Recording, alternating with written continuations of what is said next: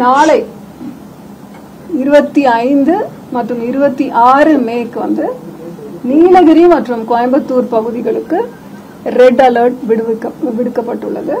அதாவது கோயம்புத்தூர் மாவட்டத்தின் மலைப்பகுதிகள் மற்றும் நீலகிரி மாவட்டத்தின் ஓரிரு இடங்களில் கன முதல் அதி கனமழை பெய்யும் வாய்ப்பு.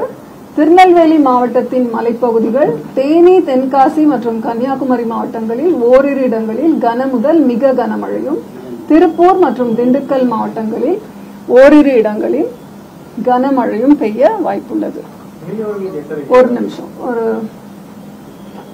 எல்லாமே முடிச்சுடுறேன். கனமழை எச்சரிக்கை 26ஆம் தேதி முன்பே குறிப்பிட்ட மாதிரி நீலகிரி மற்றும் கோயம்புத்தூர் மலைப்பகுதிகளுக்கு ரெட் அலர்ட். மற்ற மாவட்டங்கள் திருநெல்வேலி மாவட்டத்தின் மலைப்பகுதிகள், தேனி, தென்காசி மற்றும் கன்னியாகுமரி மாவட்டங்களில் ஓரிரு இடங்களில் கன முதல் மிக கனமழை. திருப்பூர் மற்றும் திண்டுக்கலுக்கு ஓரிரு இடங்களில் கனமழை. 27ஆம் தேதி ஆரஞ்சு அலர்ட் ஃபார் கோயம்புத்தூர் மாவட்டத்தின் மலைப்பகுதிகள் மற்றும் நீலகிரி மாவட்டத்தில் ஓரிரு இடங்கள். 28ஆம் தேதி மஞ்சள் watch alert, that is Coimbatore மாவட்டத்தின் மலைப்பகுதிகள், நீலகிரி, திருப்பூர், தேனி மற்றும் திண்டுக்கல் மாவட்டங்கள். ஸோ இது கனமழை குறித்த எச்சரிக்கை. அடுத்து என்ன கேட்டீங்க? மீனவர்களுக்கான எச்சரிக்கை. தமிழக கடலோர பகுதிகளில் 24 to 28 வரைக்கும், தென் தமிழக கடலோர பகுதிகள், மன்னார் வளைகுடா மற்றும் குமரிக்கடல் பகுதிகளில் சூறாவளி காற்று மணிக்கு 35 to 55 கிலோமீட்டர் வேகத்தில் வீசக்கூடும். இது தமிழக கடலோர பகுதி. வங்கக்கடல் பகுதின்னு பாத்தீங்கன்னா ஆந்திர கடலோர பகுதிகள் மற்றும் அதனை ஒட்டிய மத்திய வங்கக்கடல் பகுதி, அந்தமான் கடல் பகுதிகள், இங்கேயும் அதே மாதிரி சூறாவளி காற்று வீசக்கூடும்.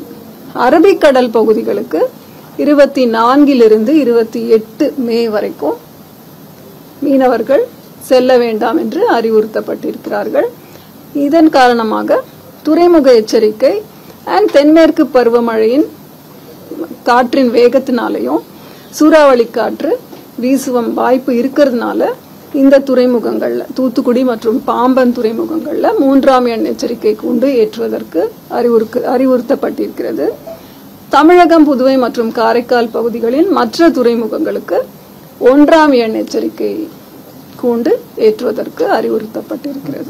லாங் ஃபார்காஸ்ட்டை பொறுத்த வரைக்கும் இப்போ வரைக்கும் நமக்கு வெஸ்டர்ன் காட்ஸ்ல சுத்தி இருக்கிற டிஸ்ட்ரிக்ட் மட்டும்தான் மழை பெய்யுது. அதை தாண்டி மற்ற இடங்கள்லயும் லேசானது முதல் மிதமான மழை பெய்து கொண்டிருக்கிறது. உள் மாவட்டங்கள்ல வர வரைக்கும் அந்த விருதுநகரோ இல்ல மதுரையோ அதை ஒட்டி இருக்கு, வெஸ்டர்ன் காட்ஸை ஒட்டி இருக்கிற அந்த உள் மாவட்டங்கள்ல மழை பெய்யறதுக்கு வாய்ப்பு இருக்கா? சென்னையில நேற்று நைட்டு ஒரு பெரிய மழை பெஞ்சிருக்கு. பெரிய மழைன்னா மிதமான மழை தான், 5 சென்டிமீட்டர் மழை. அதுக்கு என்ன மாதிரி காரணம்? இது சென்னையில எப்படி இருக்கும் அடுத்த 2-3 நாள்? சென்னையை பொறுத்த வரைக்கும் நம்ம அறிவிப்பு 2 நாட்களுக்கு தரோம். வானம் ஓரளவு மேகமூட்டத்துடன் காணப்படும். நகரின் ஒரு சில பகுதிகளில் இடி மின்னலுடன் கூடிய லேசானது முதல் மிதமான மழைக்கான வாய்ப்புள்ளது. வெப்பநிலை 36, அதிகபட்ச வெப்பநிலை 36 to 37 டிகிரி செல்சியஸ், குறைந்தபட்ச வெப்பநிலை 26 டிகிரி செல்சியஸை ஒட்டி இருக்கும். இன்று நாளைக்கும் ரொம்ப பெருசா மாற்றம் இல்ல. வானம் அதே மாதிரி மேகமூட்டத்துடன் ஒரு சில பகுதிகளில் இடி மின்னலுடன் கூடிய லேசானது முதல் மிதமான மழை பெய்ய வாய்ப்புள்ளது. அதிகபட்ச வெப்பநிலை 35 டிகிரி செல்சியஸை ஒட்டியும் குறைந்தபட்ச வெப்பநிலை 26 டிகிரி செல்சியஸை ஒட்டியும் இருக்கக்கூடும். தென்மேற்கு பருவமழை இன்னும் ஒரு சில இடங்கள்ல தொடங்காம இருக்கு. அந்த இடங்கள்ல எப்போது? அதாவது இந்த மேப் பாத்தீங்கன்னா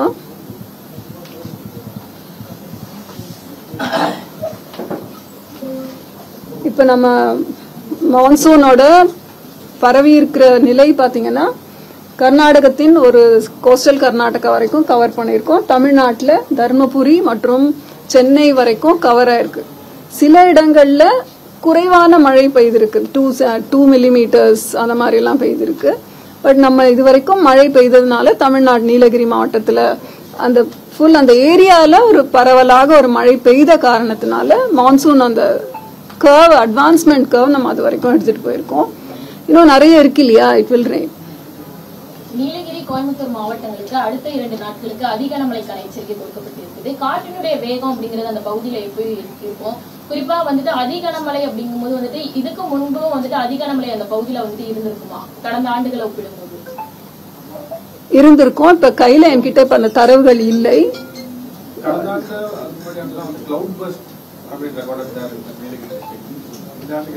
கிளவுட் அதெல்லாம் உடனே வருமானது இப்ப சொல்ல முடியாது. கிளவுட் பர்ஸ்ட் டெஃபினிஷன் இருக்கு இல்லையா, 100 mm/h. ஒரு மணி நேரத்துல 10 சென்டிமீட்டர் மழை பெய்தால் அது கிளவுட் பர்ஸ்ட்னு சொல்லுவோம். பைட் முடிஞ்சிருச்சு, அவ்வளவுதானே.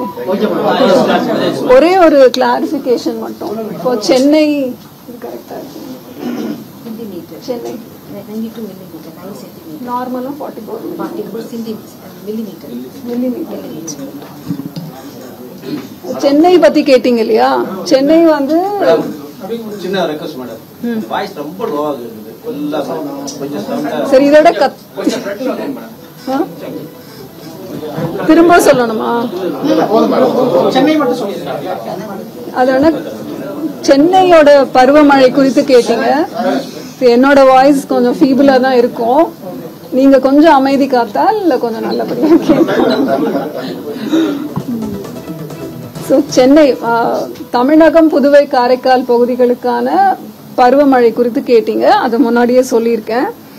இயல்பிலிருந்து 92% அதிகம்னு சொல்லியிருந்தேன். சென்னையை பொறுத்த வரைக்கும் அதே மார்ச், ஏப்ரல், மேக்கான இதுவரை இன்று வரை பதிவான மழை அளவு 92 மில்லிமீட்டர்.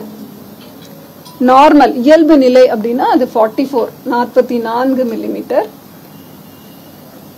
டிபார்ச்சர்னு சொன்னோம்னா +110%.